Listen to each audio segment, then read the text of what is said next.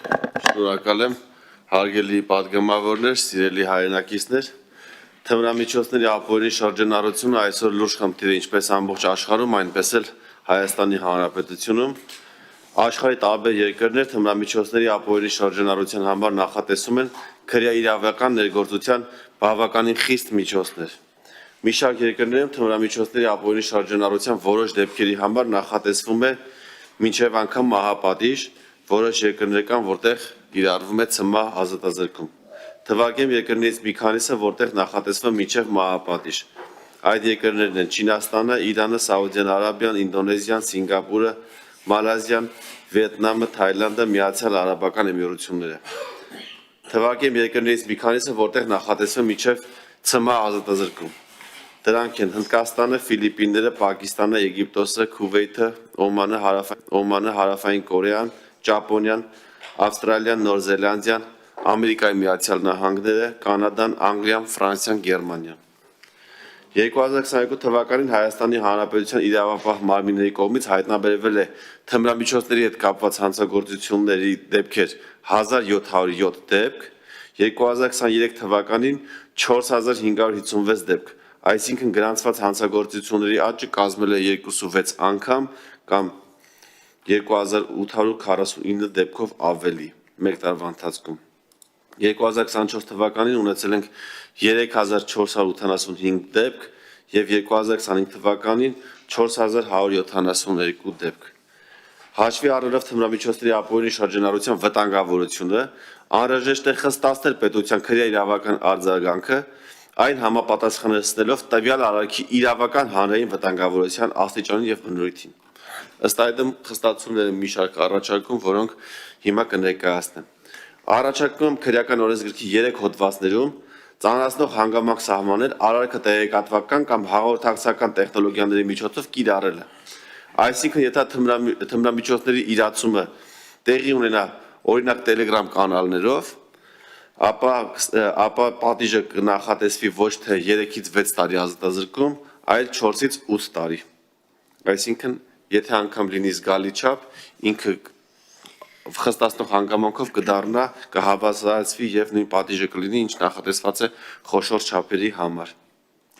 Առաջարկում նաեւ ծանրացնող հանգամանքների թվում սահմանել անձի անօգնական վիճակը օգտագործելով հանցանքը կատարելու վերաբերյալ կարգավորումը։ Եթե թմրամիջոց իրացվի անօգնական վիճակում գտնվող անձի, ապա այս դեպքում եւս առաջարկում է պատիժը խստացնել եւ 3-ից 6 տարի ազատազրկման փոխարեն սահմանել 4-ից 8 տարվա ազատազրկում։ Առաջարկում է որպես առանձնապես ծանրացնող հանգամանք սահմանել անչափահասի ներգրավմամբ արարքը կատարելը, այսինքն անչափահասին թմրամիջոց իրացնելու համար առաջարկում են պատիժը խստացնել եւ 3-ից 6 տարվա փոխարեն սահմանել 6-ից 12 տարի ազատազրկում։ Առաջարկում նաև խստացնել սույն հանցագործությունների համար քրեական պատասխանատվությունը մասնավորապես իրացնելու համար թմրամիջոցների հոգեմետ նյութերի եւ դրանց պատրաստուկների արտադրելը, պատրաստելը, վերամշակելը, ձեռք բերելը, պահելը, տեղափոխելը, առաքելը, տարածելը, գովազդելը կամ դրանք ապօրինի իրացնելը առաջարկվող հիմա սահմանված է, որ պատիժը նախատեսվում 3-ից 6 տարի, առաջարկում եմ դարձնել 5-ից 8 տարի։ Երկրորդ հոդվածը այդ նույն արարքը, այսինքն թմրամիջոցների ապօրինի վաճառքը, պատրաստելը, իրացնելը, առաքելը, տարածելը, գովազդելը եւ ապօրինի իրացնելը, որը որ կատարվում է խմբի կողմից կամ շահադիտական դրդումներով կամ խոշոր չափերով կամ զվարճանքի վայրերում կամ հաստատություններում կամ ձերբակալված կամ կալանավորված անձանց պահելու վայրերում կամ զորամասերում կամ զինվորական ծառայության վայրերում կամ ուսումնական հաստատություններում կամ դրա հարակից տարածքներում եւ 8-րդ մասը, որը արդեն իսկ նոր եմ առաջարկել, տեղեկատվական կամ հաղորդակցության տեխնոլոգիաների օգտագործմամբ գործող պատիժը 4-ից 8 տարի առաջարկում խստացնել դարձնելով 8-ից 12 տարի եւ երրորդ մասը սույն հոդվածի արարքը, որը կատարվել է հանցավոր կազմակերպության կողմից կամ առանձնապես խոշոր չափերով կամ անչափահասի նկատմամբ ներգրավմամբ պատժվում է ազատազրկմամբ գործող կարգերով 6-ից 12 տարի ժամկետով առաջարկում խստացնել դարձնելով 4-ից 20 տարի կամ ցմահ ազատազրկում։ Նաև առաջարկում եմ խստացնել ոչ իրացման նպատակով թմրամիջոցների ապօրինի շարժենառությունը, այսինքն սա այն դեպքերն են, երբ մարդ իրացնում է, բայց շարժենառում է, բայց ոչ իրացնելու նպատակով, այսինքն իր սեփական օգտագործելու նպատակով եւ այսպես առանց իրացնելու նպատակով զգալի չափով թմրամիջոց արտադրելը, պատրաստելը, վերամշակելը, ձեռք բերելը, պահելը, տեղափոխելը կամ առաքելը պատժվում է գործող կարգավորումներով տուգանքով, առավելագույնը տասնապատիկի չափով աշխատավարձի, առաջարկում եմ սահմանել ոչ պակաս քան 2 միլիոն դրամը, ասեմ, որ անցած տարի երբ նոր ներկայացրել էի նախագիծը, առաջարկում էի տուգանքը անել եւ թողել միայն ազատազրկման ձևով պատիժ, բայց կառավարության հետ քննարկումների արդյունքում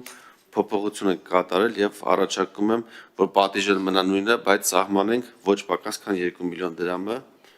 եւ նույն արարքը եթե կատարվում է խոշոր չափերով, սահմանենք ոչ պակաս քան 4 միլիոն դրամը, որովհետեւ բազմաթիվ մեր հայրենակիցներ, քաղաքացիներ կամ այս հանցագործության մեջ ներգրաված անձինք չունեն աշխատանք եւ աշխատավարձի տասապատիկը նրանց դեպքում տարածվում է նվազագույն աշխատավարձի վրա, ինչը ոչ մեծ գումար է կազմում։ Ասեմ, որ կառավարությունից եղել են առաջարկներ, 1 տարուց ավել է քննարկում ենք կառավարության հետ նախագիծը,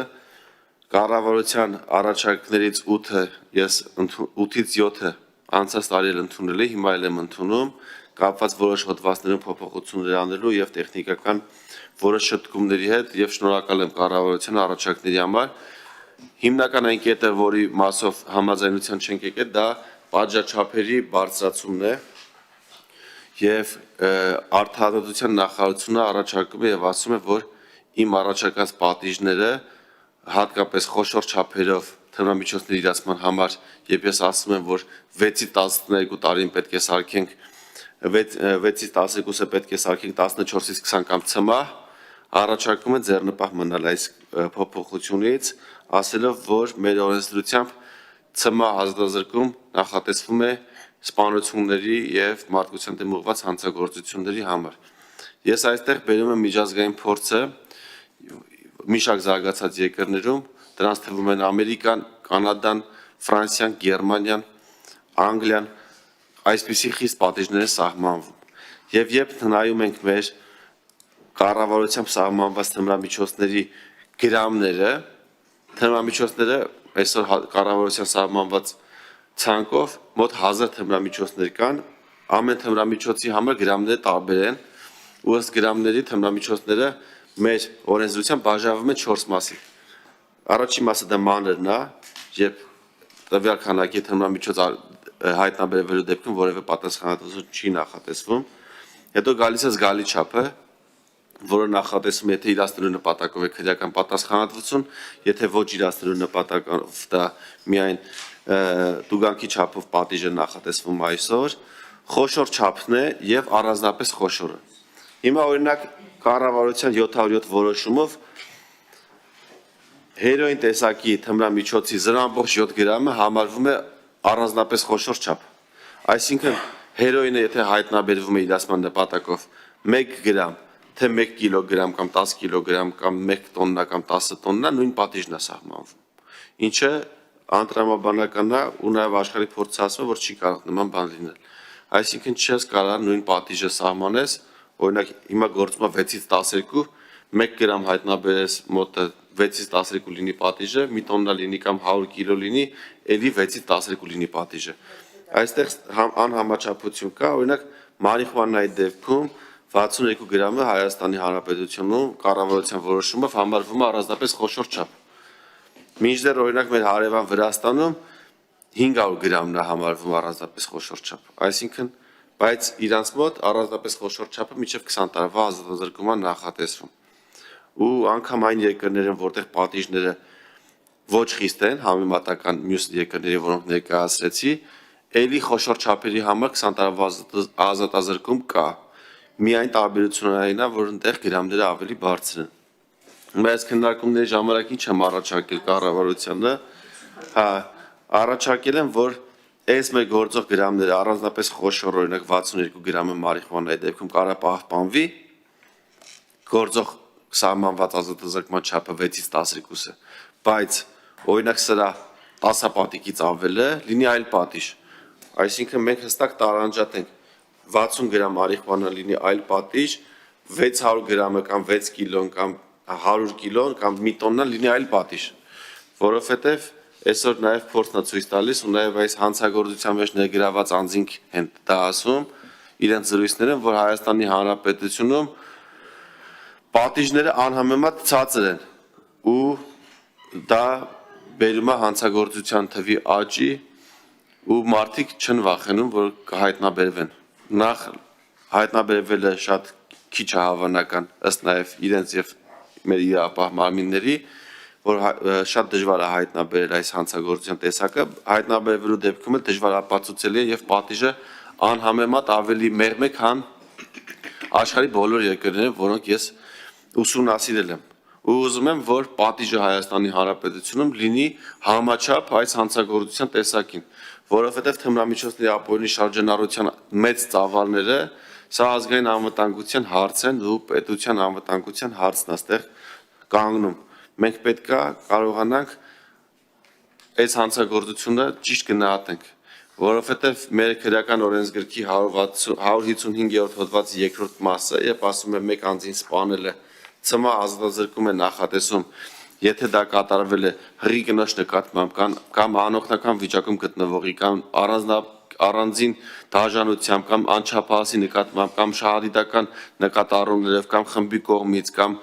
այլ անձանց համար վտանգավոր պայմաններում, սա այսօր էլ մեր օրենսդրությամբ ՑՄ ազատազրկում է նախատեսում։ Իսկ երբ որ բերվում է